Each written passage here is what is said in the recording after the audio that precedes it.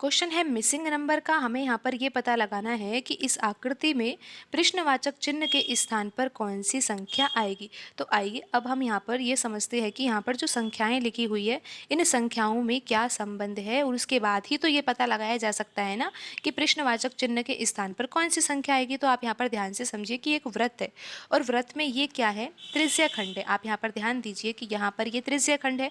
त्रिज्याओं से घिरा हुआ क्षेत्र त्रिज्या खंड कहलाता है ना। एक त्रिज्या खंड यहाँ पर ये है और दूसरा त्रिज्या खंड यहाँ पर ये है। आपको त्रिज्या खंड पर ध्यान देना है और ध्यान देते ही आंसर आपको मिल ही गया होगा। यहाँ पर ये तीसरा त्रिज्या खंड है और यहाँ पर ये जो शेष बचा है ये है चौथा त्रिज्या खंड।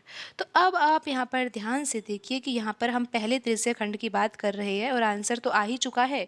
हमें क्या करना होगा, यहाँ पर 5, 7 और ये 144 है ना, इन तीनों संख्याओं में संबंध ढूंढना है और बिल्कुल आसान प्रश्न है। करना क्या है, अगर आप 5 में 7 जोड़ देते हो, 5 में 7 जोड़ते हो तो 12 आता है और 12 को देखते ही आपको याद आ जाता है 144। कैसे? क्योंकि आपको पता है ना, क्योंकि 12 का वर्ग कितना होता है, 144 होता है। तो समझे आप यहाँ पर कौन सा पैटर्न लग रहा है। पैटर्न बिल्कुल आसान है, लेकिन आपको ये देखा ना कि यहाँ पर हम त्रिज्या खंड का यूज़ कर रहे हैं, तभी तो पता लगा ना कि इन तीनों संख्याओं में ही हमें संबंध ढूंढना है।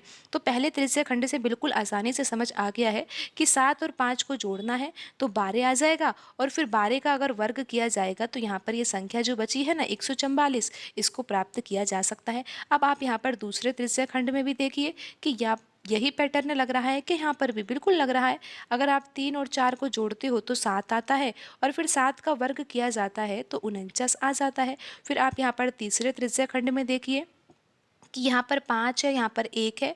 5 में 1 जोड़ा जाएगा तो 6 आएगा और 6 का वर्ग होता है 36, तो यहाँ पर 36 ही लिखा हुआ है।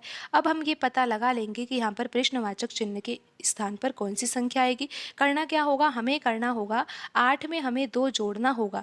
जैसे कि हमने यहाँ पर 3 में 4 जोड़ा, हमने यहाँ पर 5 में 1 जोड़ा, तो यहाँ पर हमें क्या करना होगा, यहाँ पर हमें 8 में 2 जोड़ना होगा। अगर हम यहाँ पर 8 में 2 जोड़ते हैं, हम यहाँ पर 8 में 2 जोड़ते हैं तो कितना आता है 10। जैसे कि यहाँ पर 5 में 1 जोड़ने पर 6 आया था, फिर 6 का वर्ग किया था तो यहाँ पर 36 आ गया।